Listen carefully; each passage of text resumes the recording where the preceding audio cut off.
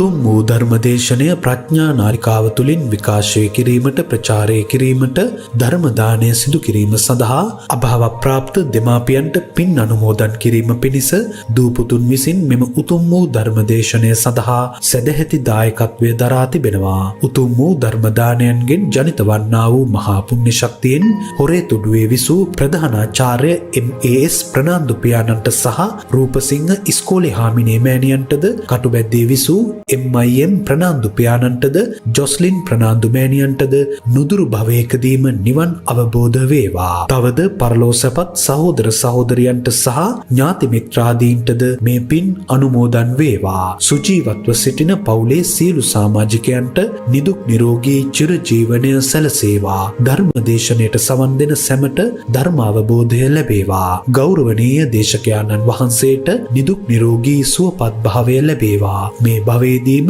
උතුම් නිර්වාණ මාර්ගය පූර්ණය වේවා කියා බලාපොරොත්තු වෙනවා. එසේම වේවා කියා ආශිර්වාද කරනවා. නමෝ තස්සේ භගවතෝ අරහතෝ සම්මා සම්බුද්දස්ස. නමෝ තස්සේ භගවතෝ අරහතෝ සම්මා සම්බුද්දස්ස. නමෝ තස්සේ භගවතෝ අරහතෝ සම්මා සම්බුද්දස්ස. චතුපපාතේ සංසාරේ සංකාරාණච්ච ලක්ඛණේ යෝ පටිච්ච සමුප්පන්න ධම්මේසුච විමුක්ඛති. ධර්මානුශාසනාවෙහි අනුග්‍රහක දායකත්වය දරන්නා වූ බෞතුන් ප්‍රමුඛ මේ මොහොත අපට සවන් දීම සඳහා අවකාශය උදා කරගෙන තිබෙනා වූ සදහැබර පින්නතුනි, මාතෘකාවක් තිබේ. මාතෘකාව තමයි ප්‍රශ්නාවලියක්. මේ ප්‍රශ්නාවලියට පිළිතුරු සැපයීම තමයි මේ දේශනාවෙන් කෙරෙන්නේ. ප්‍රශ්න 3ක් තිබෙනවා. මේ 3 ගැන සාකච්ඡා කරලා ඒ ප්‍රශ්න වලින් අහලා තියෙන පැවැත්ම ගැන අනතුරුව කාලයේ තිබෙනවා නම් නැවැත්ම ගැන අපි කතා කරමු. මේ ප්‍රශ්නත් මට කියවන්න වෙනවා සවන් දීලා ඉන්න හැමෝම. ගරු ස්වාමීන් වහන්සේ, මට නොපැහැදිලි පහත සඳහන් කරුණු 3 අප කෙරෙහි අනුකම්පාවෙන් පැහැදිලි කර දෙන ලෙස ආයාචනය කර සිටිමි. 1. යම් අයෙකු මරණයට පත්වන අවස්ථාවේදී සිහි නොමැති තත්වයක සිටී නම් චුතිසිතක් ඇති වේද? එසේනම් ඒට බලපාන්නේ මොනවාද නැත්නම් කෙසේද? ඒක දිගට මේ ටික කතා කරලා ඉමු. ඔක්කොම එක හා සමානයි. ශල්‍ය කර්මයකදී මා නිර්වින්දනයකට පැය 24කට වැඩි කාලයක් සිටියෙමි කර. එම කාලය තුළ මගේ පංචේන්ද්‍රිය ඇසකරනාසය දිව සිරුර අකාර්යක්ෂම විය. කිසිම විඥානනයක් ඇතිවීමට නොහැකි තත්වයක තිබිනි. සිහි ලැබීමෙන් පසු එම කාල සීමාව තිබුණ බවක් නොහැඟේ. සිහි නැති වී විනාඩියකින් නැවත නැගිට්ටාසේ හැඟින. ඒ අවස්ථාවේදී මාගේ චින්තයන් උඩුසිත හා යටසිත ක්‍රියාකාරී වූ බවක් නොහැඟේ. එවැනි අවස්ථාවක යමෙක් මරණයට පත් වී නම් චුතිචිත්තය හටගනීද? එසේනම් කෙසේද? මගේ ඥාති දරුවෙක් ශල්‍ය කර්මයකට පසුව දින 10ක් එසේ සිටියහ. යන්ත්‍රයකින් හුස්ම ගැනීමට කරන ලැබූ අතර වෛද්‍යවරු කිව්වේ ඔහු ඉංග්‍රීසි වචනයක් තියෙනවා පැහැදිලි නෑ හරියට, විග්ජලිබල් වගේ එකක් තමයි තත්ත්වයේ බවයි. යන්ත්‍රය ගැලවූ විට මිය ගියා. එවැනි අවස්ථාවක චුතිචිත්තය ඇද්ද? කුමන අවස්ථාවේදීද? මෙහිදී පැහැදිලි කරනස ඉල්ලා සිටිමි. දැන් ඉතින් අපිට තිබෙන්නේ සීමිත සිතක්. ඒ සිතින් තමයි අපි මේ සිතලා උත්තර හොයන්න හදන්නේ. මේ සිතින් හිතලා හිතන්න බැරි විෂයපත වගේක් ත්‍රිපිටකය තුළ පෙන්නනවා. බුද්ධ විෂය, ලෝක විෂය, කර්ම විෂය, ධර්ම විෂය කියලා. ඒ වගේ තවත් තැනක කියලා තියෙනවා යන්න එපා හිතින් මුලා වෙනවයි කියලා. රෝහිතස් ඉර්සරයාගේ කතාවේ පෙන්නන ලෝකේ කෙලවර හොයන්න පාගමනින් යන්න ගියා. වේගෙන් ගිහිනුත් බැරි වෙලා කෙලවර හොයන්න බැරුව ආපහු ගෙන්න ගත්තයි කියලා. මොගලන් හාමුදුරුවෝ සම්බන්ධ කතාවකක් තියෙනවා. ඒ වගේ මේ උඩුසිත යටිසිත කියලා කතා කරන දෙකම ඔබට දැනෙන මට්ටමක්. මේ දෙකම විජානනය තියෙන එකක්, දැනීමක් තියෙන එකක්. නමුත් මේ ඇසට කනට නාසයට දිවට කයට එන්නේ හෝ සිතට එන්නේ වර්තමානය නොවෙයි. මින් පෙර හඳුනාගෙන ඇලී ගැටි අගයන් එකතු කොට චිත්තයට එකතු කළ කාරණා අතීතයෙන් නැගිටලා එන්නේ. මෙන්න මේ ඔබ කතා කරන උඩුසිතත් යටිසිතත් එහා පැත්තට ගිය මේ සැඟවෙන ස්වභාවය භවංග චිත්තේ නැත්නම් තණ්හානුසය කියන වචනකුත් පාවිච්චි කරනවා. තණ්හාව හට ගැනීමට අනුසය, තණ්හා අනුසය.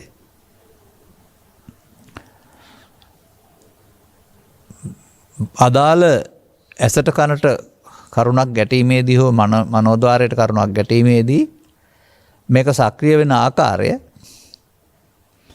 අතීත භවංග චලන භවංග උප්පච්ඡේදක පංචචාරා වර්ජන සම්පටිත්තන සම්තීරණ කියලා ඔන්න අභිධර්මයේ උගන්වලා තියෙනවා.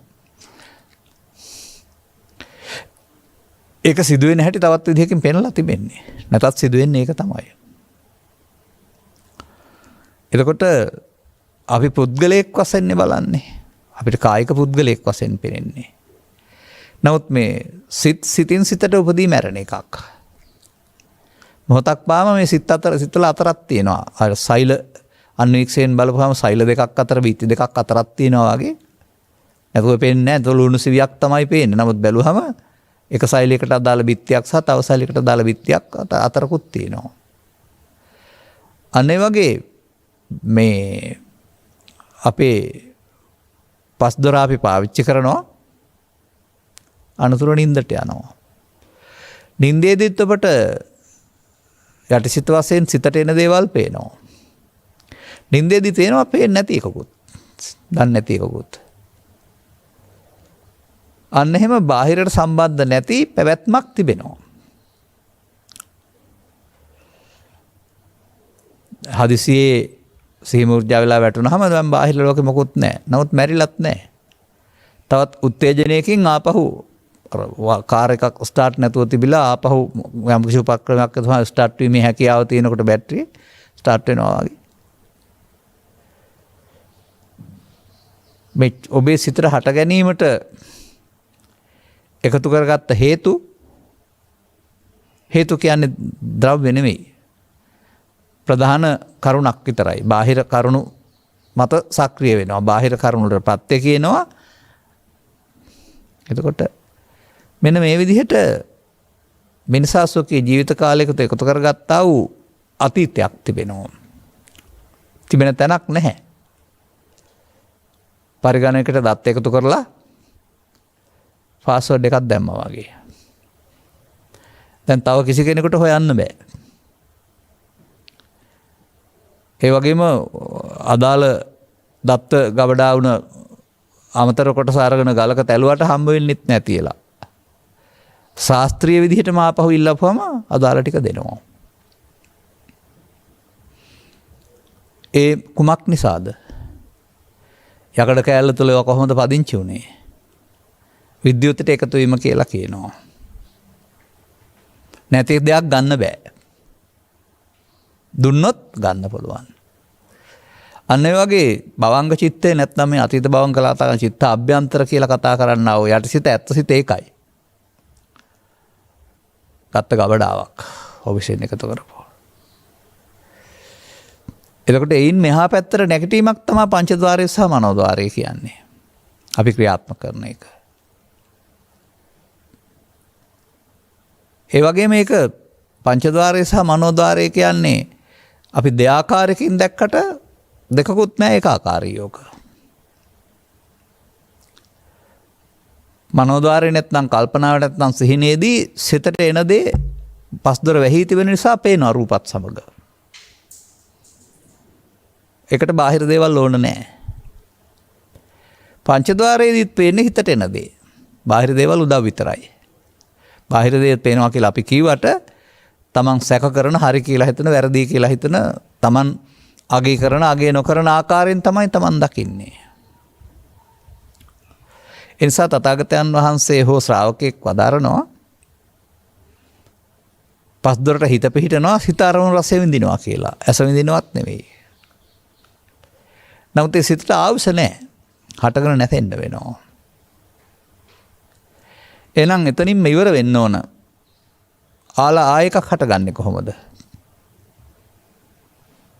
ඒ කියන්නේ ඊට ඇතුළතින් තව හටගන්න හේතු තිබෙන නිසා. ඉතින් මේ සිහිමූර්ජා වෙනවා කියන එකේ තේරුම ඒ මොහොතට බාහිර දැනීම නැතුව වෙනව පමණයි. අර අභ්‍යන්තර කියන කොටස. ඕක අර විද්‍යුත් එකතු කළා වගේ කයක් ඕනෙත් නැහැ. ඕක පවතින්න. දැන් ඔය සමහර දරුවෝ මිය ගිහින් ඉපදුනන් පස්සේ කයෙන් නෙමෙයිනේ ඉපදුනේ කය මෙහෙ දාලා ගියා මොලෙත් මෙහෙ. නමුත් අවුරුදු 3ක විතර ඉස්සලා හිටපු තැන් පිළිබඳව තොරතුරු ඔක්කොම ටික දෙන්නේ මොකක් නිසාද? ඒ මතකයේ ඉක්මවා ගිය මේ පැවැත්ම කියන එක කයට හෝ මොළයට අදාළ දෙයක් නෙවෙයි ඊට එහා සියුම් දෙයක්. ඒක නේද කර්ම ශක්තිය කියන වචනෙන් පෙන්වන්නේ විශ්වයේ මගාරින්න බැරි.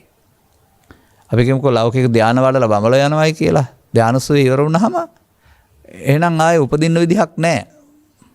නමුත් තවත් ශේෂ වෙලා තියෙන කාරණා වලින් හීන ප්‍රතිසන්දියකට එන්නේ අර භාංග කියන වචනයට අදාළ අනුසය කියන වචනයට අදාළ කොටස පහන නැති නිසා. ඉතින් සිහිමූර්ජා වෙලා හිටියා කියලා ඒ මොහොතට නෙමෙයි ඒක වෙන්නේ. අර තබා තියෙන කාරණයක් තව මොහොතකින් හෝ දෙකකින් හෝ පසුව හෝ සක්‍රිය වෙයි. දැන් ඔය මම දන්න කතාවල මෙහෙම තිබෙනවා. සර්ප විශේෂ සිහිමූර්ජා වෙලා මිය යනවා. මිය ගියා කියන්නේ මිය යයි කියලා තීරණය කරනවා. නමුත් රුක්කත්තන ලී පෙට්ටියක වහලා තමයි ආදාහනය කරන්නේ. නැත්නම් උඹම දානය කරන්නේ. මොකක් හෝ කාරණයකට මේ පෙට්ටිය ගන්න මිනිවල හරනවා. දෙක තුනකින්. මිනිවල හරපුවා නැගිටලා දුවනවා මොකද මිනිහ නැගිට නිසා. විස උරා ගැනීම තුළ සිහි මුර්ජා වේර වෙලා සිහි එනවා. එතකල් එයා මැරිලා ඉඳලා නැහනේ මෙහාට සම්බන්ධත් නැහැ. මේවා අපේ දැනුම තුළ තේරුම් කරගන්න පුළුවන් නිරවුල්ව තේරුම් කරගන්න පුළුවන් හැකියාව ඉතා අඩුයි.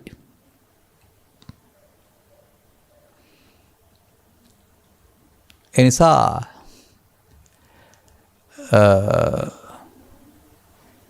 සිහිමුලා වෙලා ඉන්නවයි කියන එකේ තේරුම මැරිලා කියන එක නෙමෙයි. අරමුණු පස්දොරට එන්නේ නැහැ කියන එක. නමුත් පස්දොරට අරමුණු එන්නේ නැති වුණාට සිහිනේදිත් යටිසිතෙන් අරමුණු එන්න පුළුවන් අපි දන්නේ නැහැ. ඒ වගේම ඔරලෝසුවක් නතර වුණා වගේ කාලේ නතර වෙනවා තමයි. කාලය කියන්නේ මේ අරමුණෙන් වලට යන එක තමයි. එතකොට අරමුණෙන් අරමුණට ගියේ නැත්නම් පැයක් ගත කළොත් එහෙම පැයක් හෝ නැත්නම් අපටත් දැනෙනවා ඕක. තවස් දවස්වල නිින්ද ගියාපුවම ඇද්දක පිය වුණා විතරයි අවදි වෙලා. බැලුවාම පැය 6ක් විතර ගිහින් ඔරලෝසුවේ කාලේ. නමුත් ඒ කාලයට අපි සම්බන්ධනේ අපි වෙනම ඉඳලා තියෙන්නේ. එහෙනම් අර චිත්ත පරම්පරාව මොහොතකට එළියට එන එක නතර වෙන එක තමයි වෙලා තිබෙන්නේ. පැවැත්මට අවශ්‍ය හේතු නතර වෙලා නැහැ. ඒ හේතු තම තමන් විසින් අවකාශ කරගත්තා වූ මාංශ ශරීරයේ ඉක්මවා යන මාංශ මොළයේ ඉක්මවා යන එකක් නිසා තමයි අර ඕපපාතික ප්‍රතිසන්දි වල පවා මේ මතක් වීම තියෙන්නේ. ආපහු මතක් කරගන්න පුළුවන්කම තියෙන්නේ. ශරීර අතහැර ගියාට ඊළඟ උපතකදී පෙර හිටපු තැන්ටේ සේරම මතක් වෙන්නේ. ඒක මොලේ තියෙනවා නම් අමතක වෙලා යන්න එපේ.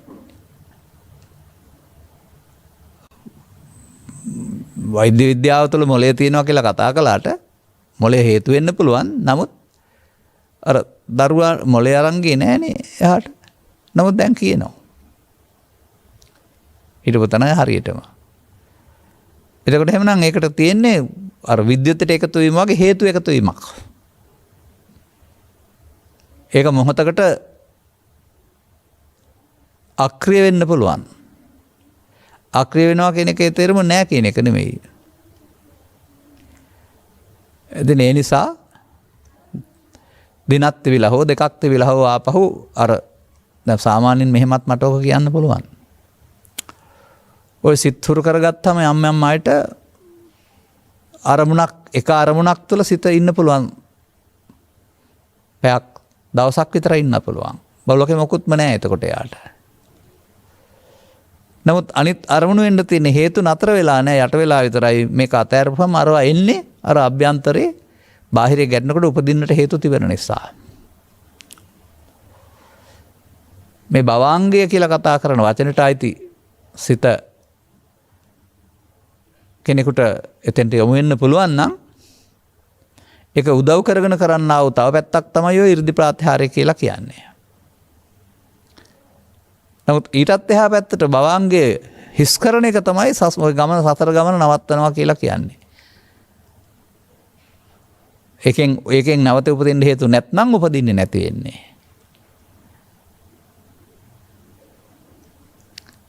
ඊට එහාට ඒ සම්බන්ධයෙන් පැහැදිලි කළ හැකි කාරණා ගන්නවා නම්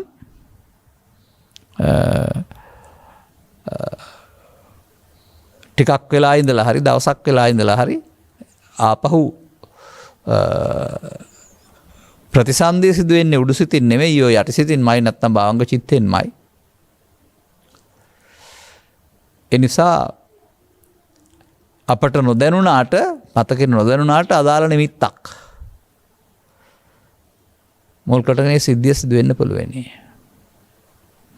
ඒ වගේම ඔතන සමහර අයට ගැටලුවක් තියෙනවානේ දැන් මොනවද එහාට යන්නේ කියලා. ඇමරිකාවට හරි ලංකාවට හරි නැත්නම් රටේ වෙන තැනක හරි උපදිනවා. එතකොට මොනවා හරි ගිහින් තියනවා කියලානේ කියන්නේ. මොකද අපි ඔය අපේ හිතින් හිතනවා හිරුගෙන් හිරු කිරණ මෙහාට එනවා. ඒ වගේ ගුවන්විදුලි සංඥා මෙහා අහසේ තියෙනවා ඒවායින් තමයි හම්බ වෙන්නේ. එක්ස්රේ කිරණ දෙයක් තියෙනවා. ඒ ප්‍රතිඵල තියෙන නිසාම තියෙනවා කියලා පේනවා. ඇමරිකාවේ පාපන්දු තරංගයක් තිබෙනවා මෙහි ඉඳන් නරඹනවා.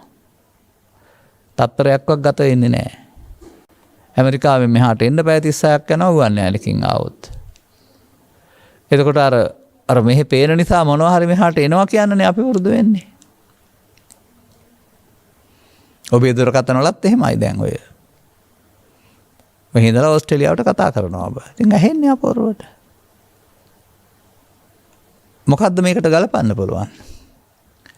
මොනවා හරි යනවද නැත්නම් හේතු එකතු වෙනවද? අදාළ හේතු එකතු වීමේ ඵලය හට ගන්නවා.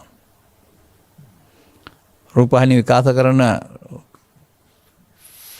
පාපන්දු තරංගය ලෝකේ පුරා කෝටියක් රූපවාහිනී යන්ත්‍ර තුළ පේනවා. එකයි විකාශනය කරන්නේ. ඒ තැන්වල එකතු වීම නේද අර. ඒ වගේ අපේ මේ ඇසට පෙනෙන සිතුවිල්ලක් හදලා බලන එකක්නේ. ඒක බලන්නේ Tamanට හිතන විදියට. ලෝභයෙන්, ද්වේෂයෙන්, මෝහෙන්, තරහෙන්, වෛරයෙන් තමන්ට අදාළ ආකල්පයෙන් බලන්නේ. එහෙම බලන්න බැරි ප්‍රශ්නයක් තමයි මේ කතා කරන්නේ. අර පැය 24ක් හිටපු කාලය තුලත් සිත නතර වෙලා තිබිලා තියෙන්නේ. දැනෙන්නේ අරමුණු ආවොත් කාලය ගත වෙන්නේ. දැන් මෙහෙම ගන්නකෝ. ඔබ වාඩි වෙලා ඉන්නවා ප්‍රියජනක නැති මොහොතක. බණක් කියමුකෝ බණට ආස නැහැ. දැන් ඉතින් තව ඉවර නැද්ද මේක කියලා බලා ඉන්නවා. මොකද කාලය බරක් යනවා දිගයි හරියට. නමුත් ඔබ සුන්දර මොහොතක් ගත කරනවා. ඒත් විනාඩි 60මයි පැයට. දැනුනේ නෑ ගත වුණා කියනවා. දැනීම සහ නොදැනීම කියන කාරණාව අර Tamanගේ ප්‍රියාප්‍රිය බවට සාපේක්ෂ දෙයක් නේද? ප්‍රියාප්‍රිය බව තමයි දැනීම. මේ දෙකම නැතුවම එනවා නොදැනීමක්. නමුත් Taman තබා තිබෙනා වූ හේතු නැගටින්න තියෙන හැකියාව ශරීරය තුළ නම් ශක්තිය සක්‍රිය වෙන්න පුළුවන්. ශරීරයක් නැතුවමත් නැක හටගන්නේ. උපපාතික ප්‍රතිසන්දි කියලා කියන්නේ. එතකොට මොනවා මුල් කොටද හටගන්නේ? ඒ සිත කියන අර්ථය ගත්තාම එහෙනම් ඉති මනෝ ඉති චිත්ත විඥානං ඒක මොළයට හෝ කයට සම්බන්ධ වුණාට කය තිබියදී ඊටත් එහා එහෙම නැති දෙයක්. ඉතින් මේවා සම්බන්ධයෙන් අපිට හොයලා උත්තරයක් ගත්තට ඔව් හෝ නෑ කියලා ප්‍රමාණවත් පිළිතුරක් වශයෙන් මම සලකන්නෙත් නෑ ඒක. ඔබේ දැනුමට අදාළ ආකාරයෙන්. ඒ වගේම කෙනෙකුට සිහිනෙන් පවක් හෝ පිනක් කළ හැකිද? නැතහොත් දකින සිහිනයක් මගින් පව හෝ පිනක් සිදු විය හැකිද? අන්න එතනත් අර කාරණේම තමයි තියෙන්නේ. සිහිනය සහ මෙහි දෙකක් වශයෙන් ඔබ සලකනු ලබන්නේ. සිහිනේදීත් ඔබට අදාළ ලෝභ දේශ මොහ පහළ වෙන්නේ. මෙහිදීත් බාහිර දේවල් උදව්වෙන් ඔබට අදාළ සිත පහළ වෙන්නේ. දෙකම සිත. එතකොට ඒක තියෙන චේතනාවනේ කර්මය කියන්නේ.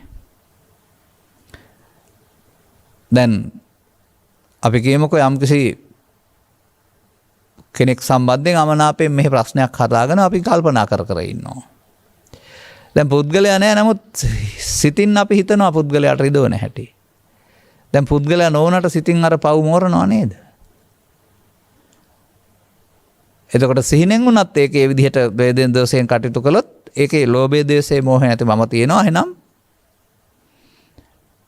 යහපත් පැත්තට පවත් යහපත් පැත්තට පිනත් කියන එක මෝරන්න නැත්තම් සිද්ධ වෙනවා කියන එකේ තේරුම චිත්තාභ්‍යන්තරයට හේතු ඉතුරු වෙනවා. මොකද එතන මම යනු ඒ ලෝභය දේශේ මොහයයි. ඒකට පස් දොරෙන්ද වනෝද්වාරෙන්ද කියලා නැහැ. ඒ නිසා යහපත් ක්‍රියාකාරකමක් සිහිපත් කිරීමෙන් ඒ බලවත් වීමත් අයහපත් කාර්කමක් ඒ බලවත් වීමත් කියන දෙකම සිද්ධ වෙන්න පුළුවන්. පින් කඳ මෝරනවා පව් කඳ මෝරනවා කියලා පෙන්නන්නේ. මොකද එතන අපිට මෙහාට ආම සිහිනේ වුණාට එතනදී ඇත්ත ලෝකයක් වගේ පේන්නේ. ඒ වගේම එහෙ සිහිනේ මෙහෙ ඇත්ත වුණාට මෙහෙත් බාහිර උදව්වෙන් ඔය සිහිනේ වගේම සිතුවිලි ලෝකයක්. එතකොට ඒක ලෝභයෙන් දේශයෙන් මොහෙන් මමත්වෙන් ගන්නවා නම් නැත්නම් පවෙන් පිනෙන් ගන්නවා නම් ඒකට අදාළ මෝරා යාම නැත්නම් බලවත් වීම හේවත් පව සිද්ධ වීම සිදු වෙන්න පුළුවනි. බලවත් වීමනේ සිද්ධ වෙන්නේ.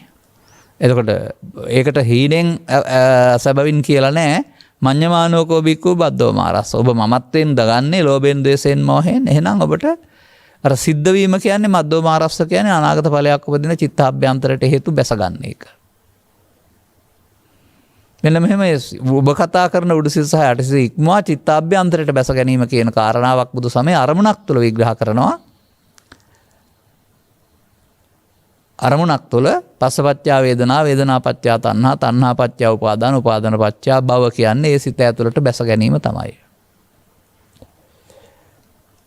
ඒ නිසා තමයි අර හට ගැනීමේ හැකියාව නැත්නම් ගොයම් ගහමිය ගියාම බීජයකින් පැලවෙනවා වගේ අදාළ හේතු එකතු වෙනකොට ගොයම් බීජය අටුවේ තිබුණාට පැලවෙන්නේ නැහැ. නමුත් කෙතකට වැටුනොත් ප්‍රෝටෝන ශක්තිය මාස 3-4ක් නිෂ්ක්‍රිය තියෙනවා. නමුත් සක්‍රිය වෙන්නේ අනිත් හේතු නිසා. අංග වගේ ප්‍රතිසන්දි ශක්තිය නිෂ්ක්‍රියයි. අදාළ තැනදී අනිකුත් ප්‍රත්‍ය නිසා සක්‍රිය වෙනවා. මෞකසක නම් ඝනකයක් විදිහට ඕපාතික තැනක නම් ඕපාතික ප්‍රතිසන්දක් විදිහට. ඒ නිසා තමයි ඒකට කර්ම බීජ කියලා කියන්නේ. එතකොට ඔය කර්ම බීජ උඩුසිතේ තියෙන එකක් නෙවෙයි. ඔබ කතා කරන යටිසිතේ තියෙන එකකුත් නෙවෙයි. අර එවංපි තණ්හානුසේ අනුහතේ නිබ්බන්තති දුක්ඛ ඉදං පුනක්පුනං තණ්හානුසේ ඇතිතුරු කියන එකේ තේරුම අදාළ බීජ රැස් කරපු කර්ම ශක්තිය.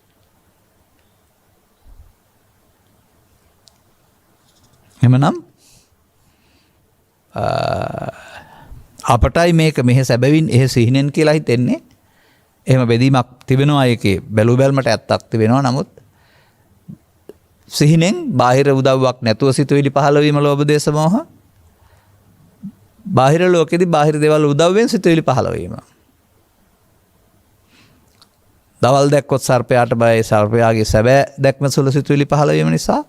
හිලෙන් දැක්කොත් සර්පයාට බයයි සිතේ සර්පයා සඳහා බැසගත්තා වූ බය එතෙන්ට එන නිසා සිතුවිල්ලට. ඒක මේ සතාට සම්බන්ධ එකක් නෙමෙයි ඔබට සම්බන්ධ එකක්.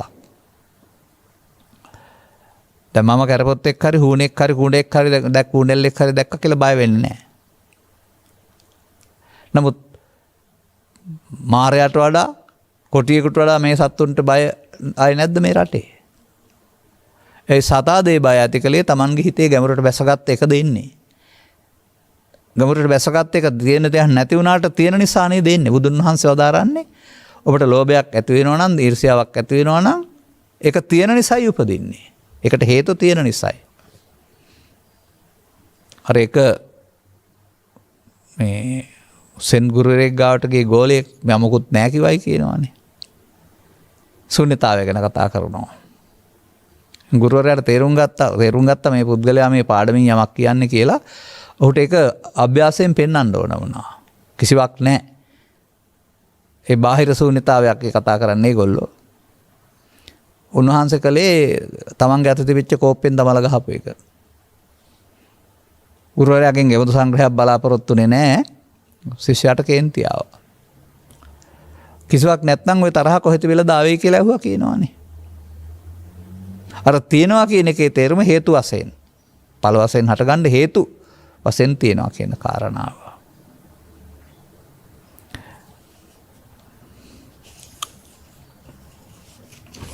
ඊළඟ කාරණයටත් අපි යමු. දැනට කියන පරිදි විද්‍යාඥයන් අනුව මිනිසා ගල් යුගයේ සිට ගොවිතැන් යුගයට පැමිණියේ මේට වසර 50000ක් ලක්ෂයක් අතරයි. පිළිගැනේ. පොසිලයන් ආශ්‍රයෙන් ඔවුන් පවසන්නේ මිනිසා වඳුරු ස්වරූපයෙන් සිට දෙපයින් යන තත්ත්වයට පැමිණියේද වසර කෝටි ලක්ෂ දෙකකට අඩු කාලයක් බවයි. තවත් කාණ්ඩයක් කියනුවේ ජීවීන් පැමිණියේ වෙනත් ග්‍රහලෝකවල සිට බවමුත් ඔවුන් පෘථිවියේ මිනිසා තත්ත්වයේ සඳහන් කාලය සමග එකඟයි. එසේනම් බුදු සමයේ සඳහන් කල්ප ගණන් පාරමිතා පුරන ලද බවක්. එම සෑම කාලයකම මිනිසා ගොවිතැන් නිලධාම රජවරු චක්‍රවර්ති රජවරු ආදී දියුණු තත්ත්වයකින් සිටි බවක් සඳහන් වේවි. වීමේදී යම් පරස්පර විරෝධී බවක් ඇති වෙනවා නොවේද? අපගේ සංසාරයේ මෙතරම් දිග නම් ඩයිනෝසිරසයන් සිටි වසර මිලියන ගණනකට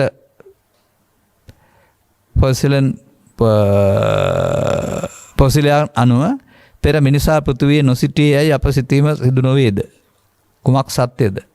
අපගේ අනුකම්පාවෙන් මේවා පහදා දෙන්න. විද්‍යාඥයන් අනුමාන කරනවා. මතයක් ඉදිරිපත් කරනවා. ඊට වඩා නිරවුල් මතයක් කම්මුණාරක බොරු වෙනවා. මම දැක්කා මේ තියෙන ඔය කකුල් හතර එහෙම තියෙන සත්තු ඉන්නවා මාළු ජලේ. උන්ගෙන් ගොඩට ඇවිදින් මිනිස්සු හැදුනා කියලාත් අදහසක් ඉදිරිපත් වෙලා තියෙනවා.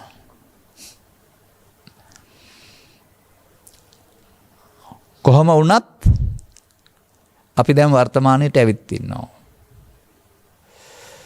කොහොම වුණත් අපි මැරෙන්න කැමති නෑ.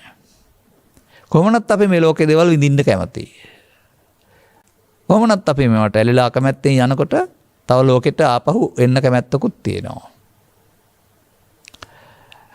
මේක නෙවෙයි තථාගතයන් වහන්සේගේ ඉගැන්වීම තුළ අග්ගඤ්ඤ සූත්‍රයේ සඳහන් කරන්නේ කෙලවරක් නැති සතර කියන එක පිළිබඳව. අපි හිතමුකෝ මිනිසුන් මෙහෙ ඉන්නවා. පවුත් කරනවා, පිනුත් කරනවා, ධානත් වඩනවා. දැන් පවෙන් පිරින් මිය ගිහින් මෙහෙ නෙවෙයි ඉන්නේ අදාළ ලෝකවල. අපාය හෝ දිව්‍ය ලෝකේ හෝ බ්‍රහ්ම ලෝකේ කියලා කියන්නේ ගම් අතරට අහු වෙන, ආයාමකට අහු වෙන, උසලසලන් අහු වෙන එකක් නෙවෙයි ඕපාතික ප්‍රතිසන්දි. දැන් ග්‍රහ ලෝකයක් කඩා වැටිලා හරි තවත් විශාල කම්පනයක් වෙලා හරි සත්‍ය විනාශ වෙනවා. යලිත් සාගරය පමණයි. එහෙම නැත්නම් විශාල කම්පනයකින් භූමිය අට ගිහින් අලුතින් මතුවෙනවා දිවයින්. එහෙම උනායි කියලා තියෙන්නේ. දැන් අර පෙර යුගයකදී බඹලව ගිය අය ආයුෂ ඉවර වෙලා මෙහෙට එනවා අවපපාතිකව. එවිදින් බලපුවා ලෝකේ වෙන කවුරුත් නැහැ. මම තමයි ලෝකේ මැව්වේ, මම තමයි පළවෙනියා කියලා හිතනවායි කියලා තිබෙනවා. අන්න එහෙම බුදු සමය පෙන්වන්නේ බඹලව නැත්තම් දෙව්ලොව ගියාගේ කාලවාචි උත වෙනකොට ආපහු ආරම්භක ස්ථාන. එතකොට වුන් මුල කෙලවරක් නැහනේ. අනුමතක් ගෝයම් බික්කවේ සංසාරෝ පුබ්බා කෝටින පඤ්ඤායති. මුල් කෙලවරක් මුලක් අගක් නැහැ කියලා තියෙනවා. ඔය මුලක් අගක් නැහැ කියන එකේ තේරුම එක්තරා පැත්තකට වර්තමාන මොහොත විතරයි කියන එක. නමුත් අර පෙන්වන්නේ මේ නූතන විද්‍යාඥයන්ගේ නිගමනය ඔස්සේ අපට ගන්න බැහැ මේක. ඒ වගේ පිනිස් පරිණාම යුග තව කොතරම් තියෙනවා ඇද්ද? මේ අපි කතා කරන්නේ නූතන යෝගය සම්බන්ධයෙන්. ඇයි අර මිනිසා ලෝභ දේශ මොහයන්ගෙන් වැඩි වෙන්න පිරිහිලා ගිහින් ශාරීරික කුඩා වෙලා ආයුෂ අවුරුදු 4 බහිනවා කියලා කතාවක් තියෙන්නේ. ආයුෂ දීර්ඝ වෙනවා කියලා කතාවක් තිබෙන්නේ. ඒ අනුව එහෙනම් ඔය මිනිසාගෙන් හිස්වන ප්‍රතිවියට බඹලව ඉඳලා ප්‍රතිසන්දියක් ලබන කෙනා පළවෙනි කියලා තමයි එකෙන් පෙන්වන්නේ. ඔහු හිතන්නේ ඔහු ලෝකෙ මැව්වයි කියලා. මොකද වෙන කෙනෙක් නැති නිසා. මේවා හිතුවට අපට උත්තරේ නිර්වේද ලැබෙන්නේ නැහැ. අපේ දැක්ම ප්‍රමාණවත් නැහැ මේවා අතීතය දැක ගන්න. නමුත් ඔය භවංග සිත ස්පර්ශ කරන්න පුළුවන් සමහර අයට ඒ ඔස්සේ අතීතයට යන්න පුළුවන්. කියන්නේ දෙපයින් යනවා නෙමෙයි, අතීතයට සිත ඔස්සේ ගිහින් දකින්න පුළුවන් පැති තියන අය ඉන්නවා. දිවස දිව කන කියන වචනෙන්. සමහරව එහෙම එකක් තියෙනවා කියලා විශ්වාස කරන්නෙත් නැහැ. අපිට තියෙන අත්දැකීම් අනුව එහෙම එකක් තිබෙන බව දන්නවා අපි, අපට නැති වුණාට. අපිට තත් ඒක උපදවා ගන්න හැකියාව තිබුණ වුණත් අපි ඒක හොයපු දේ නොවන නිසා ඒක අතහැර දැම්ම බැවින් අද ඒවා හොයන්න බෑ. මොකද අපි ඒවා බොරුවක් බව, වැඩක් නැති දේවල් බව දන්න නිසා. ඒකත් තවත් විද්‍යාවක් පෙන්වන මමත්වයේ පෝෂණය කරන්න ආව ලාමක දෙයක් බව දන්න නිසා. ඉතින් ඒ නිසා මේක කොහොම වුණාද කියන එක පිළිබඳ විද්‍යාඥයන්ගේ මතය අනුමාන ඥානය. චාල්ස් ඩාවින්ගේ මතයනේ වඳුරාගෙන් මිනිසා පරිණාමනයි කියන එක. එතකොට අර තවත් සාගරයේ ඉන්නවයි කියලා කතා කරන අත් දෙක කකුල් දෙක තියෙන මාළු එවුන්ගෙන් ඒ සතෙකුගෙන් ගොඩබිමට ඇවිදින් පරිණාමනයි කියන එක.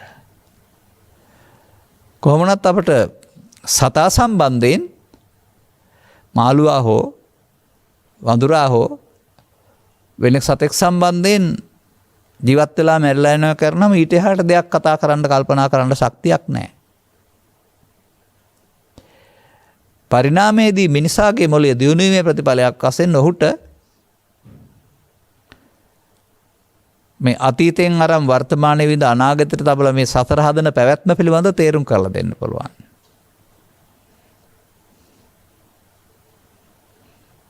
එතකොට පැවැත්මේ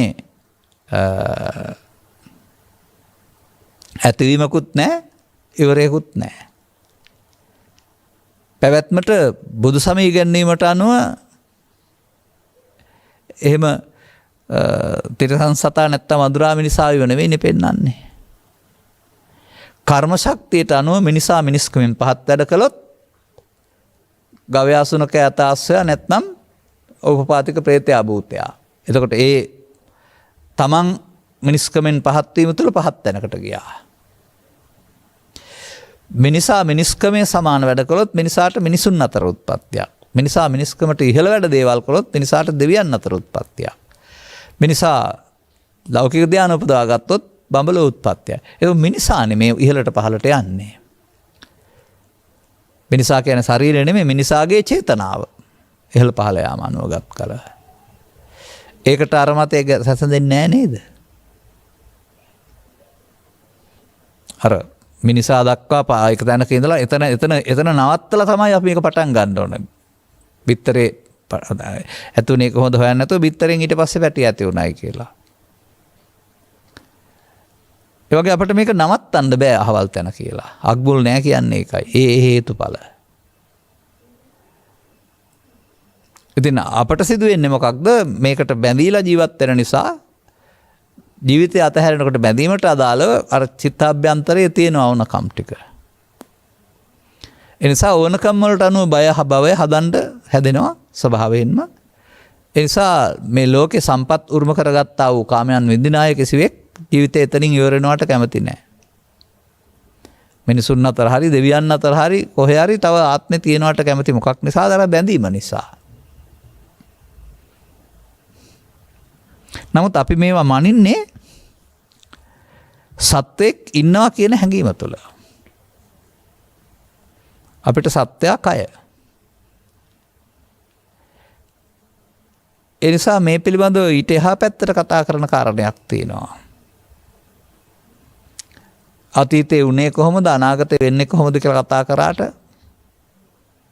මේකට විසඳුම ලැබෙන්නේ නැහැ කියලා.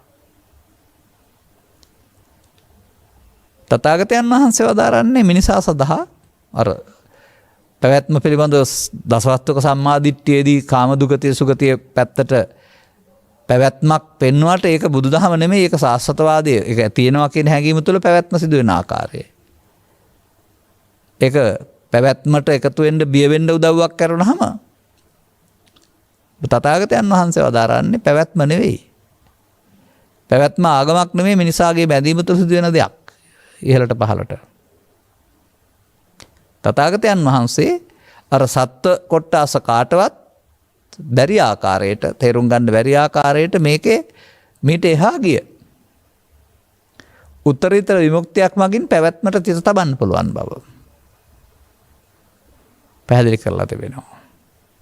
මන්දයත් අර පැවැත්මේ අර පවට පිනට අනුව නවසත්තා වාසයේ 31 තලයේ කියන එක ඉවරයක් ඇති එකක් නෙමෙයි.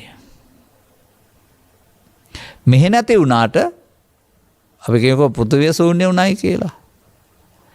නමුත් ඕපපාතික പ്രേත සත්‍යයට මේ කුණාටුව බලපාන්නේ නැහැ. මේ ඔක්සිජන් අවශ්‍ය වෙන්නේ නැහැ.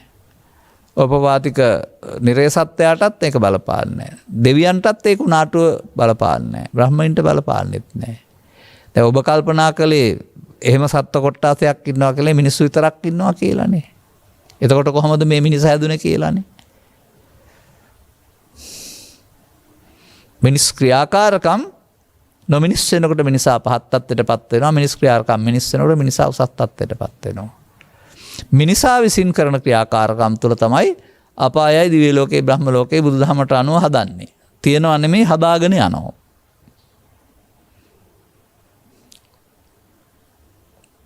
ඉතින් ඔය ගත්ත ගාතාව මම ගත්තෙත් අර දේශනාවකට ගාතාවක් ඕන නිසා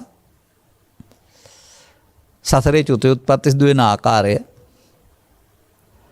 එහෙම නැත්නම් ඔබේ පුණ්‍ය අපුණ්‍ය ආනිජ්ජාභි අபிසංකාරවල ලක්ෂණය ඔබේ ඇසේ කනේ නාසය තුල ක්‍රියාත්මක වෙනා වූ හේතුඵල ධර්මය නොදන්න තාක්කල් කෙනෙක් සසරේ මුලා වෙනවයි කියලා තිබෙන්නේ.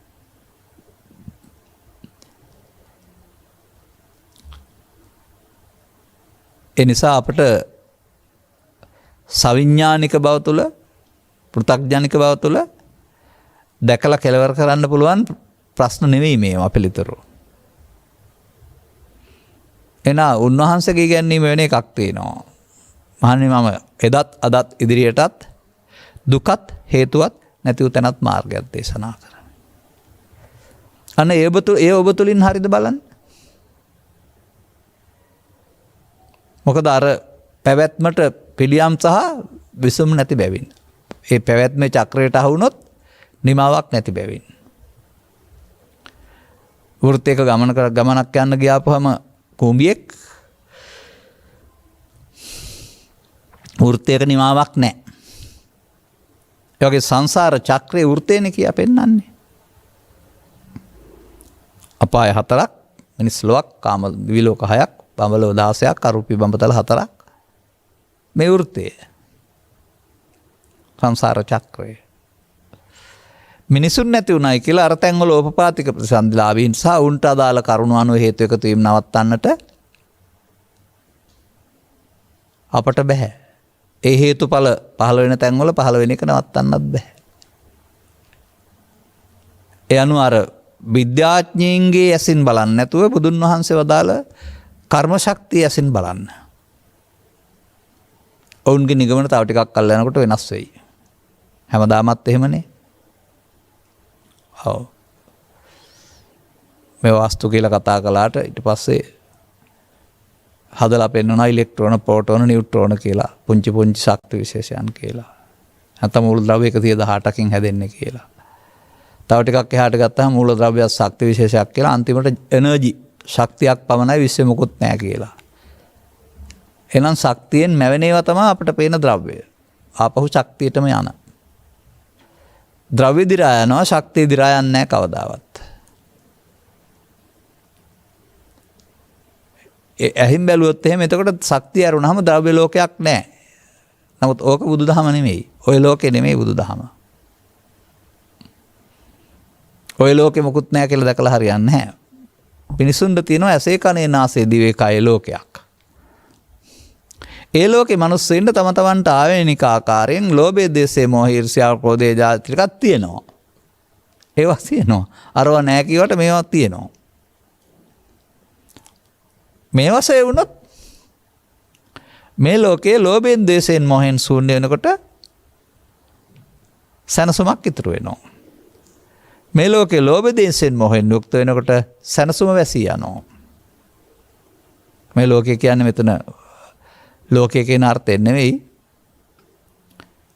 ඇසේ පහළ වෙන අරමුණු තුළ, කනේ පහළ වෙන අරමුණු තුළ, නාසයේ පහළ වෙන අරමුණු තුළ රූප, වේදනා, සංඥා, සංකාර, විඥාන නම් ලෝකයක් තියෙනවා. ඒකට ඇලි අයිති කරගන්න ගියාම ලෞකික වෙනවා.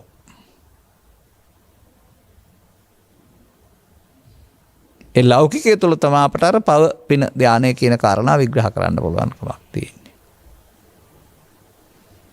එතකොට එහෙනම් පැවැත්මක් මොලේ ඉක්මවාගේ ශක්තියකින් හදනවා. මොලයක් සෛලනේ ද්‍රව්‍ය. මොලේ ඉක්මවාගේ ශක්තියකින් හදනවා කියලා පිළිගන්න වෙනවා. සමහර අය දියවැඩියාවෙන් මේ යනවා. සමහර අය විශාල කැලලක් තියාන වේදනාවෙන් ඉඳලා මේ යනවා. දැන් ඉතින් මොලයත් අසනීපයත් කය පොළොවට පස් වුණා. ඊළඟ ජීවිතේ අර රෝග ලක්ෂණ යාට තියෙනවා. අර කැලල තිබුණු කැලලකින් වේදනාවෙන් මිය ගිය දන ශරීරයේ කැලලක් තියෙනවා. මොලේ දැහැදුවේ. මා දකින්නේ මෙහෙමයි. කයේ දේවල් සිතට ගන්න පුළුවනි, සිත හදන්න පුළුවනි. සිතට ආපහු කයක් හදන්න පුළුවනි. දැන් අපි මේ ලෝකේ ජීවත් වෙමින් සිතට ගන්නවා බාහිර දේවල්.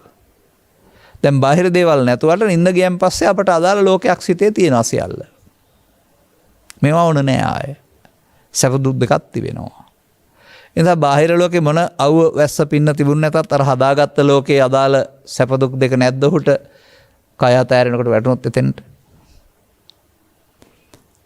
නිරන්තර දුක්ඛයට වැටුනොත් අපාගත වෙලා ඉන්නවයි කියනවා. නිරන්තර සුඛයට වැටුනොත් දෙවියන් අතර කියලා කියනවා. අර කය ඉක්මවා යන දෙයක් නේද? එනිසා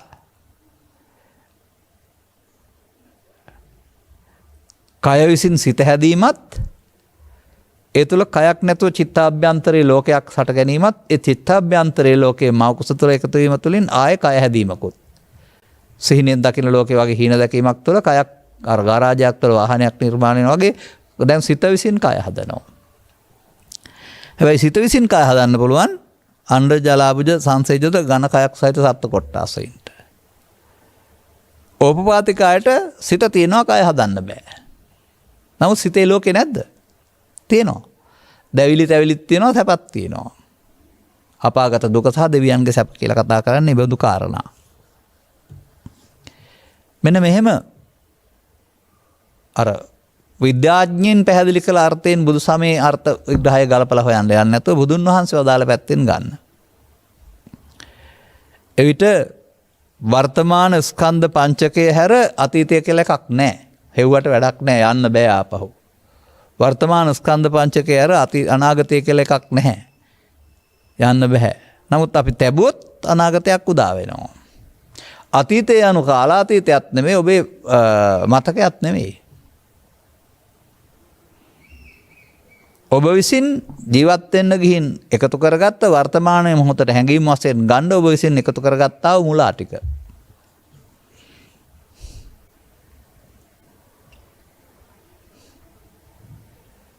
මෙන්න මේ මුලා ටික විසින් ඔබට වර්තමානයේදී ඔබ හදාගත්ත පරිදි ලාභාලාභ සැප දුක් නින්දා ප්‍රශංසා කම්පා ටික ලබා දෙනවා. බයම විසින් නෙවෙයි, බාහිර සාධක විසින් නොවේයි, බාහිර සාධක පුංචි ප්‍රත්‍යක් පමණයි ඔබ හදාගත් පරිදි. කරපොත්තා දකින්නකොට රයිනෝසිරේ කොටසකටත් වඩා බියාය ඉන්නවා. කුණැල්ලෙක් නැති ප්‍රදේශයක දකින්නකොට මාරයටත් වඩා උට බියාය ඉන්නවා. එතකොට ඒ බිය ජනිත කරේ සතාද ඔබ හදාගත් එකද? අන්නේ විදිහට ඔබට සතරෙක් දැක්කහම ඔබේ සතර පුද්ගලයා ඔබේ හිතේ ද්වේෂය ජනිත කරනවා. ඔහු තවත් කෙනෙකුගේ හිතේ ද්වේෂය ජනිත කරන්නේ නැහැ, ඔහුට හතරෙක් නොවේ නම්. ඔහු මිතුරෙක් නම් ඔහු දැකීමෙන් ඔහුගේ හිතේ සතර ජනිත කරනවා. මේ දෙන්නෙකුගේ හිතේ සතර සහ ද්වේෂය ජනිත කළේ පුද්ගලයාද, පුද්ගලයා ප්‍රත්‍යක් පමණයි තමන් හදාගත්ත දේද? දැන් මේ ජීවත් වෙන්නේ සිතින් හදාගත්ත ලෝකයක කියලා තේරුම් ගන්න ගොඩක් කල් යයි නේද? අපි හිතන්නේ මේ ලෝකේ ඉන්නවා මේවත් තියෙනවා කියලානේ. ඇයි එහෙනම් ලෝක ධර්ම සූත්‍රය දේශනා කරමින් බුදුරජාණන් වහන්සේ ඔය හිතේ ලෝකේ හදාගත්ත පුද්ගලයාට දුක තියෙනවා, ඔගින් නිදහස් වෙච්ච පුද්ගලයාට අටලෝ දහම දුක් ගෙනත් දෙන්නේ නැහැ කියලා පෙන්ලා තිබෙන්නේ. සතවත් අරිය ශ්‍රාවකයා බාහිර අටලෝ දහමට අදාළ කාරණාවලදී අකම්පිතව ඉන්නවා. ඇලෙන්නේ ගැටෙන්නේ නැහැ. පෘථග්ජන පුද්ගලයා ඇලෙනවා ගැටෙනවා. එහෙනම් ඒක අර දුක තියෙන එක ඇලීම ගැටීම පවතිනා වූ පෞද්ගලික දෙයක් නේද? නොඇලීම නොගැටීම ඇති කරගත්තාම බාහිර සමාජය අපිට ප්‍රශ්න හදන්නේ නැහැ. එහෙනම් බාහිර සාධක මත සැප දුක සහ අපාගත වීමක් හෝ දිව්‍ය ලෝකයා මොකුත් නැති වෙනවා ඊට පස්සේ. මොකද Taman විසින් ඒ සුඛයට හෝ දුක්ඛයට ඇලීම ගැටීම තුළ මේක හැදෙන්නේ. එසා තථාගතයන් වහන්සේ කියන්නේ මේ අන්තිමට පවතින්නේ දුක යන බාහිර ලෝකේ තියෙන දෙයක් නෙවෙයි. ඒ මොහොතේ ඔබේ ඇසේ කනේ නාසයේ පහළ වන ස්කන්ධ පංචකයට එන දේ. එපමණයි. ඒකට හේතුව ඔබ විසින් මුලා වීමක්. ජීවිතයේ දුකයි නෙමෙයි, අවුරුදු ගානක් දුකයි. ඒ මොහොතට ආපු කාරණේ තමයි තැවීම, ඔය ආතතිය කියන කාරණේ තියෙන්නේ. ඒකට ඔබ තැබූ හේතුව නැති තැන ඔබට මේ ස්කන්ධ පංචකයට ඒ කියන ආතතිය එන්නේ නැහැ. ඒ නිසා ඔබ විසින් හදා ගන්න ලෝකේ අර අතීතයට එකතු කරන කාරණා ටිකෙන් නිදහස් වෙන්නට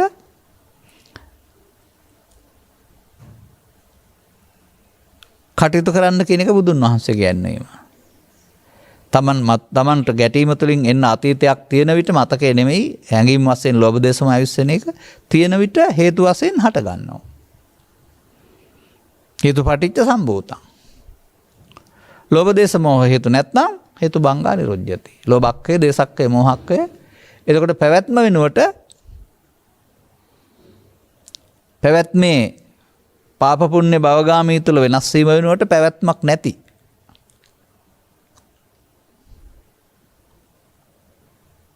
අර හදාගත්ත මනෝද්වාරික කෘතිමසිත වෙනුවට තවත් පරමසිතක්.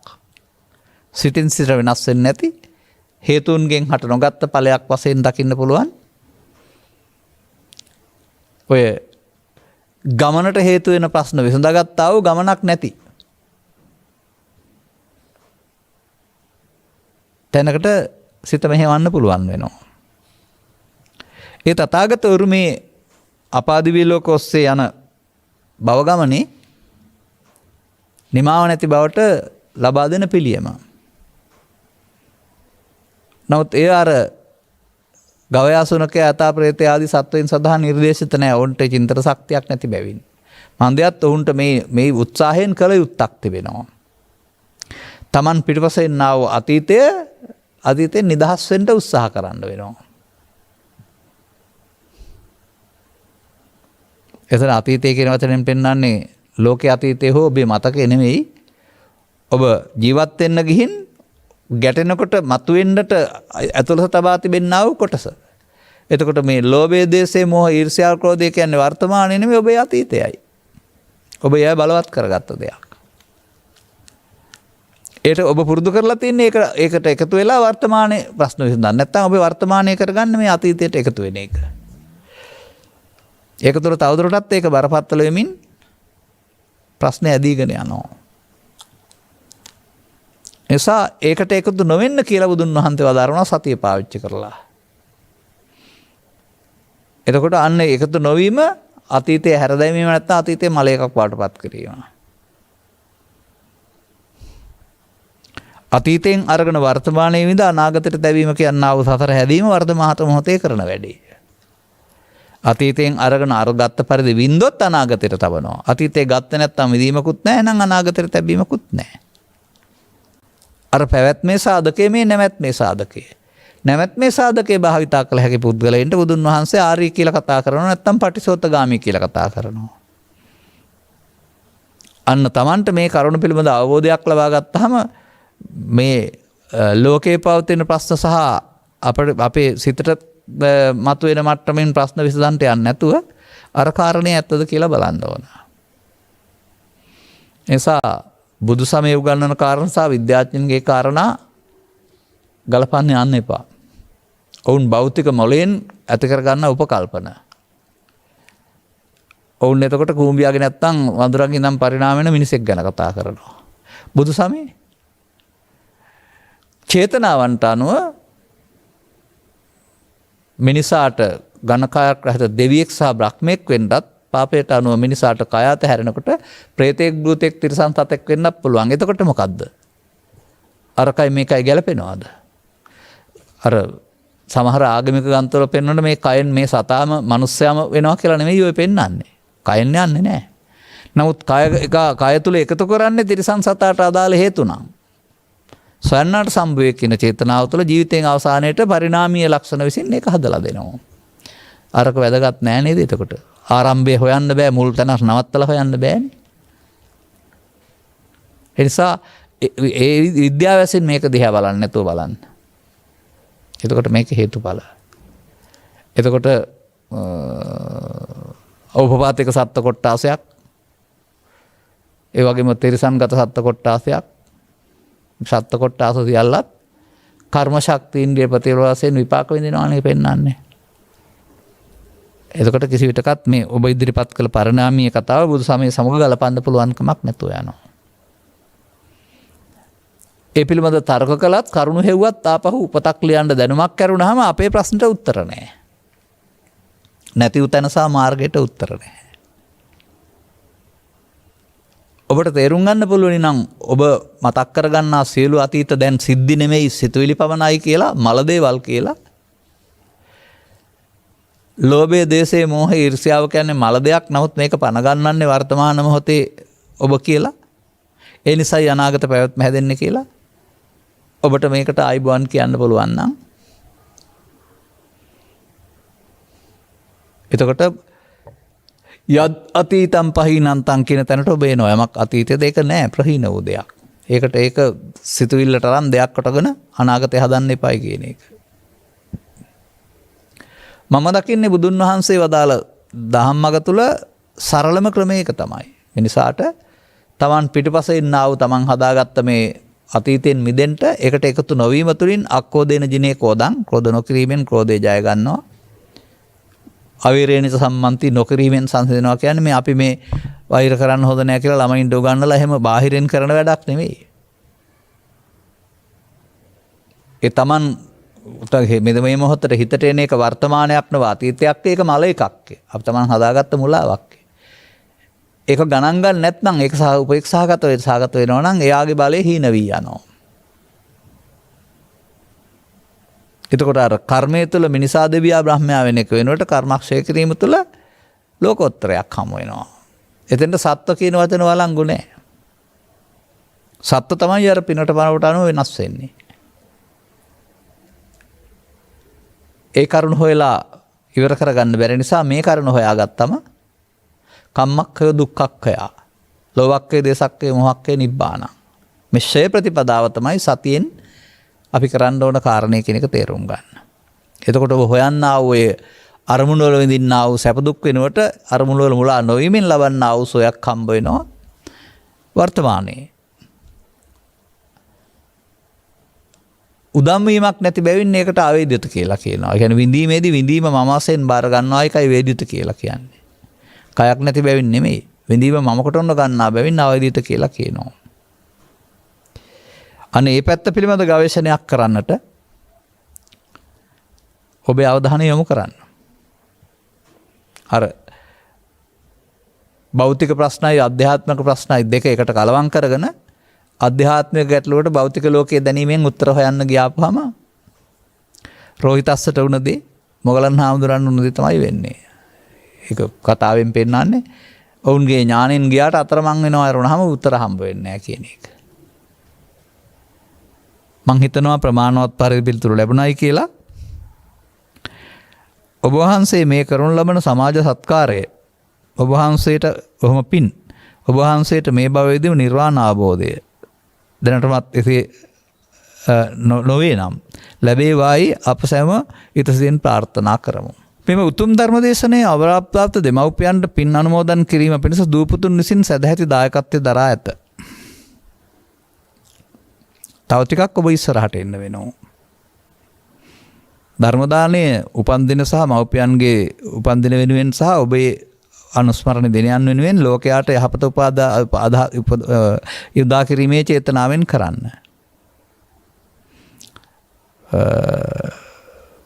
තිරුකුඩ සූත්‍රය තුළ අපුත්තක සූත්‍රය තුළ ජානුස්සෝනි සූත්‍රය තුළ නිදිගණ්ඩ සූත්‍රය තුළ පරලෝසැපත් ඥාතීන්ට නිවසට වැඩමකට හෝ විහාරස්ථානයට ගෙන පූජා කරන දානෙන් සහ පරිස්කාර පූජාවෙන් පින් අනුමෝදන් කිරීම නම් වූ නිල පුණ්‍ය කර්මයක් ත්‍රිපිටකයේ තිබෙනවා. ඒ නිල පුණ්‍ය කර්මයේ තිබියදී මිනිසාගේ අවබෝධය සඳහා ඉදිරිපත් කරන්නා වූ ධර්මදේශනා න්‍යායත් මිනිස් වර්ගයා තමන් ධර්මදේශනා අවබෝධ කර ගැනීම වෙනුවට පින් දෙන තැනට හරවාගෙන තිබෙනවා. ඒ කියන්නේ පෘථග්ජන සමාජයේ බුදු සමය තමන්ට ඕන තැනට ගෙනිහින් තියෙනවා. බංකොලොත් භාවය ලබන මාධ්‍යවලටත් ඊට පස්සේ වෙන ආදායම් නැති වෙනකොට බණ විකුණන එක වෙළඳාමක් බවට පත් වෙනවා. ඔබත් ඒකට අහු වෙනවා. නමුත් අපි නම් බණ විකුණන අය නෙමෙයි. ඒ වගේම අපේ ධර්ම දේශනා මියගියට පින් දෙන්න සඳහා කරන ඒවත් නෙවෙයි. ඔබට කරුණ අවබෝධ කිරීම සඳහාම කරන දේවල්. ඒ පිළිබඳව තේරුම් ගන්න. මාධ්‍යවල ධර්ම දේශනා නවත්තන්න එහෙම එපා. මොකද මේ ඇති වුණ කොරෝනා අර්බුදය තුළ පන්සල් යන නැති වුණා මිනිස්සුන්ට බුද්ධ ධර්මයක් නැතුව යයි. නමුත් මාධ්‍ය නිහඬ වුණේ නැහැ. මාධ්‍ය නිතිපතා නිවස් වලට පැමිණලා ධම්ම අවබෝධය ලබා දුන්නා. පන්සලෙන් කෙරෙන්න ඕන දේ මාධ්‍ය වලින් කෙරුණා. පින්දීමට වඩා ලොකු දෙයක් කරන්න පුළුවන් මිනිසාට අවබෝධය ලබා දෙන එක. ඒ නිසා ඒක නවත්තන්න එපා. මම කියන්නේ උපන් දින දවසේ හරි විවාහ සංවත්සරයේ දවසේ හරි මව්පියන්ට දිගාසිරි පතන්න හරි ඕනෑම කාරණයකට යහපත් කාරණයක් සඳහා එහෙම දායකත්වයක් දරුවහම ඒගොල්ලෝ දන්නවා ඒක කරපු බව. දැනගෙන ලැබුණු සතුට හේවත් අනුමෝදනේ ඒගොල්ලොන්ටත් තියෙනවා. පෘථග්ජන සමාජය තුළ මේක මම දකින්නේ සීමා ඉක්මවා යාමක්. දියුණුවක් නෙමෙයි පරිහානියේ ලක්ෂණයක්. ඒකේ පරිහානිය පින් ලැබෙන්නේ නැහැ කියන එක නෙමෙයි. බණ තියෙන්නේ මේ ගියාට පින් දෙන්න කියලා හිතාගත්තොත් තරුණ පරම්පරාව තව ටිකක් බණෙන් බැහැරට යයි. කෙනෙක් මැරෙනකන් ඉඳලා පින් දෙන්න බණක් කියයි මිනිස්සු බණ අහන එකක් නෑ. නමුත් බණ කියන්නේ මේ ගෞරව පැහැදිලි කරලා Tamanට ජීවිතය හදාගන්න හැටි කියලා දෙන එක. ඒ ගැන අවධානය යොමු කරන්න හැම කෙනෙක්ම.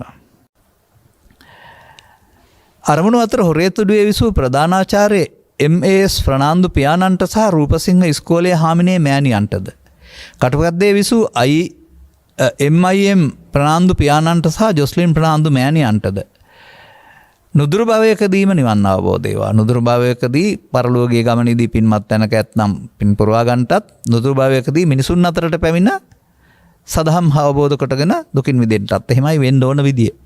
තවද පරලෝසෙපත් සහෝදර සහෝදරයන්ට සහ ඥාති මිත්‍රාදීන්ට මේ පින් අනුමෝදන් වේවා. සුජීවත්ව සිටින පවුලේ සියලු සමාජිකින්ට නිදුක් නිරෝගී චිරජීවනයේ සැලසේවා. ධර්මදේශනයේ සවන් දෙන හැමට ධර්ම අවබෝධය ලැබේවා. අන්න ඒක තමයි වෙන්න ඕන. අතරණයන්ට පිට වෙලා මලක් පූජා කරලා කැම ටිකක් පින් සිද්ධ කරගන්න මාර්ග ඕන තරම් තියෙනවානේ මේක නැති වුණාට.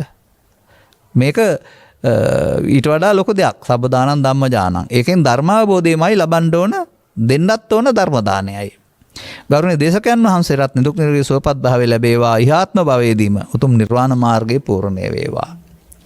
මූල්‍ය දායකත්වය දැරීමෙන් අදාළ ගැටලුවක් ඉදිරිපත් කොට කරුණු පැහැදිලි කර ගැනීම තුළින් ජනිත කරගත්තා වූ ආනිසංසයන් මත පිහිටා ප්‍රාර්ථනා කරන්න ඔබේ පැතුම් සඵල වේවා. පරලෝසෙපත් මව්පියන් වෙනුවෙන් සුජීවත්ව වාසය කරන්නා වූ අය වෙනුවෙන්.